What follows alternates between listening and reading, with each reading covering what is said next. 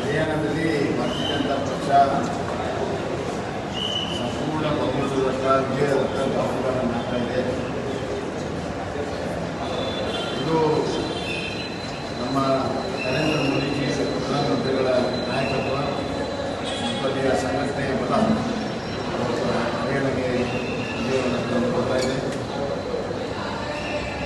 ವಿಶೇಷವಾಗಿ ಲೋಕಸಭಾ ಚುನಾವಣೆಯ ನಂತರ ನಡೆಯುವಂಥ ಈ ಚುನಾವಣೆಯಲ್ಲಿ ದಿಲ್ಲಿಗೆ ಹತ್ತಿರುವಂಥ ಹರಿಯಾಣ ರಾಜಕಾರಣ ದೃಷ್ಟಿಯಿಂದ ಬಹಳ ಮಹತ್ವ. ಇಡೀ ದೇಶದ ಒಂದು ರಾಜಕಾರಣ ಯಾವ ದಿಕ್ಕಿನಲ್ಲಿ ಸಾಗ್ತಾ ಇದೆ, ಯಾವ ಮೂಡಲ್ಲಿ ಸಾಗ್ತಾ ಇದೆ, ಅದು ದಿಕ್ಕಸೂಚಿ ಇದೆ. ಮತ್ತು ಕಾಂಗ್ರೆಸ್ಸಿನ ಜಾತಿ ರಾಜಕಾರಣವನ್ನು ಇವತ್ತು ಹರಿಯಾಣದ ಜನ ತಿರಸ್ಕರಿಸಿದ್ದಾರೆ.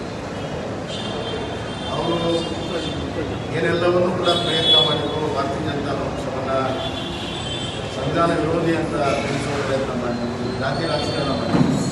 ಇವೆಲ್ಲವನ್ನೂ ಕೂಡ ಜನ ತಿರಸ್ಕಾರ ಮಾಡ್ತಾ ಇದ್ದಾರೆ. ಹೀಗಾಗಿ ಮತ್ತೊಮ್ಮೆ ಸತ್ಯ ಸಾಥ್ ಸಬ್ಕಾ ವಿಕಾಸ್ ಮತ್ತು ಶ್ರೇಷ್ಠ ಭಾರತ್ ಅಮೃತ್ ಕಾಲ್ ಈ ವಿಚಾರಕ್ಕೆ ಜನ ಬೆಂಬಲ ಕೊಟ್ಟಿದ್ದಾರೆ. ನರೇಂದ್ರ ಮೋದಿ ನಾಯಕತ್ವಕ್ಕೆ ಬೆಂಬಲ ಕೊಟ್ಟಿದ್ದಾರೆ.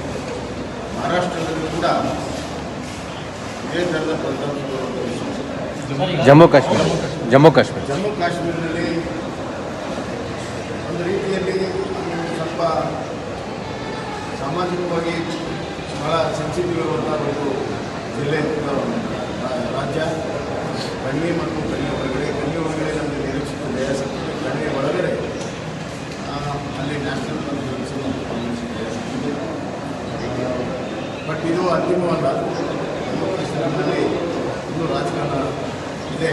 70 ದಿನಗಳಲ್ಲಿ ಅವ್ರ ಪಕ್ಷದ ನಾಯಕರಲ್ಲಿ ಈಗ ಸಿಎಂ ಅವರ ಪ್ರಕರಣ ಮತ್ತು ಬಿಜೆಪಿ ಅಪಪ್ರಚಾರ ಸೋಲಾಗ್ತದೆ ಜೊತೆ ಸೋತ್ಮೇಲೆ ಏನೋ ನೆಪ ಹೇಳಬೇಕು. ಸೋಲನ್ನು ಒಂದು ರೀತಿಯಲ್ಲಿ ಗಂಭೀರವಾಗಿ ಗೌರವ ಕೊಟ್ಟರೆ ಅವರಿಗೆ ಶೋಭೆ ತರ್ತದೆ. ಕುಂಟು ನೆಪ ಹೇಳಿದರೆ ಇದೇ ಥರ ಕೊಟ್ಕೊಂಡು ಜಾತಿ ಜನಗಣತಿ ವಿಚಾರ ಮತ್ತು ಒಳ ಮೀಸಲಾತಿ ವಿಚಾರ ಬಿಜೆಪಿ ನಿಲುವು ಏನಾಗಿರಬೇಕು ಅಂತ ನಮ್ಮ ಒಳ ಮೀಸಲಾತಿಯಲ್ಲಿ ಭಾಳ ಬರ್ತಿದೆ. ನಾವು ನಾವೇ ರಿಕಮೆಂಡ್ ಮಾಡ್ತೀವಿ. ಯಾವುದೇ ಸಮುದಾಯಕ್ಕೆ ಅನ್ಯಾಯ ಆಗದಂತೆ ಮಾಡೋದಕ್ಕೆ ನಾವೆಲ್ಲ ರಿಕಮೆಂಡ್ ಮಾಡ್ತೀವಿ. ಆದರೆ ಕಾಂಗ್ರೆಸ್ ಪಕ್ಷಗಳು ಡಬಲ್ ಗೇಮ್ ಮಾಡ್ತಾ ಇದ್ದಾರೆ. ಒಳ ಮೀಸಲಾತಿಯಲ್ಲಿ ಸಂವಿಧಾನ ತಿದ್ದುಪಡಿಯ ಅವಶ್ಯಕತೆ ಇಲ್ಲ ಗೊತ್ತಿದ್ದು ಸಂವಿಧಾನ ತಿದ್ದುಪಡಿ ಮಾಡುವಂಥ ಕಣ್ಣೊರೆಸುವ ತಂತ್ರವನ್ನು ಮಾಡಿದರು.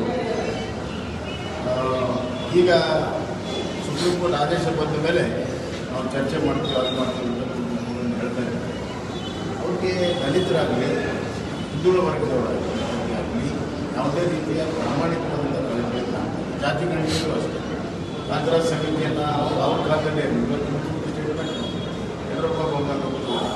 ಆಂಧ್ರ ಕಮಿಟಿ ಅವರಿಂದಾಗಲೇ ಕೊಟ್ಟಿರುವಂಥದ್ದು 2017ರಲ್ಲಿ ಹಿಂದುಳಿದ ವರ್ಗದ ಚಾಂಪಿಯನ್ ಅಂತ ನಡೆಸ್ಕೊಳ್ಳೋರು. ಅವತ್ತು ಯಾಕೆ ಒಪ್ಕೊಳ್ಳಿಲ್ಲ? ಯಾಕೆ ಒಪ್ಕೊಳ್ಳಿಲ್ಲ? ಈಗ ಜಯಪ್ರಕಾಶ್ ನಾರಾಯಣ ಅವರು ಯಾವುದೇ ಅಧ್ಯಯನವನ್ನು ಮಾಡಿದ್ರು ಕಾಂತರಾಜ್ ಅದನ್ನು ಕೂಡ ಒಪ್ಪಿಕೊಂಡಿದೆ. ಜಯಪ್ರಕಾಶ್ ನಾರಾಯಣ ಅವರು ಅವರ ಅಧ್ಯಯನದ ಫಿಗರ್ಸನ್ನು ತಗೊಂಡು ಸರ್ ಜಯಪ್ರಕಾಶ್ ಹೆಗಡೆ ಅವರು ಮಾಡಿದ ಅಧ್ಯಯನವನ್ನು ತಗೊಂಡಿದ್ದಾರೋ ಗೊತ್ತಿಲ್ಲ. ಡಿಸಿಗಳಿಂದ ಸ್ಟ್ಯಾಟಿಸ್ಟಿಕ್ಸ್ ತರಿಸ್ತೀವಿ ಅಂತ ಒಂದು ಮಾತು ಹೇಳ್ತಾರೆ. ಆಮೇಲೆ ತಮ್ಮ ರಿಕಮೆಂಡೇಶನ್ ಹೇಳ್ತಾರೆ. ಕೂಡಲೇ ರಿಕಮೆಂಡೇಶನ್ ಮಾಡೋದು ಎಷ್ಟು ಮಟ್ಟಿಗೆ ಹಿಂದುಳಿದ ವರ್ಗದ ನ್ಯಾಯ ಸಿಗ್ತದೆ. ನಮ್ಮ ನಿಲುವು ಬಳಸಬೇಕು. ಹಿಂದುಳಿದ ವರ್ಗಕ್ಕೆ ನ್ಯಾಯ ಸಿಗಬೇಕು, ಹಿಂದುಳಿದ ವರ್ಗಕ್ಕೆ ಅಭಿವೃದ್ಧಿ ಆಗಬೇಕು. ಅದಕ್ಕೆ ಸೋಷಿಯೋ ಎಕನಾಮಿಕ್ ಸರ್ವೆ ಏನಾಗಿದೆ ಅದು ಬಹಿರಂಗ ಆಗಬೇಕು, ಎರಡೇ ಮಾತಿಲ್ಲ. ಆದರೆ ಅದು ವೈಜ್ಞಾನಿಕವಾಗಿ ಆಗಿರಬೇಕು, ಸರಿಯಾಗಿ ಆಗಿರಬೇಕು. ಗೊಂದಲ ಕೂಡ ಆಗಬಾರ್ದು. ನಾಳೆ ಸಮಾಜದಲ್ಲಿ ಗೊಂದಲ ಉಂಟು ಮಾಡಬಾರ್ದು. ಇವರು ತಮ್ಮ ಮೇಲಿನ ಹಗರಣವನ್ನು ಡೈವರ್ಟ್ ಮಾಡೋ ಸಲುವಾಗಿ ಈ ಥರ ಉಪಯೋಗ ಮಾಡಿಕೊಳ್ಳುವಂಥದ್ದು ಎಷ್ಟು ಮಟ್ಟಿಗೆ ಸರಿಯಲ್ಲ.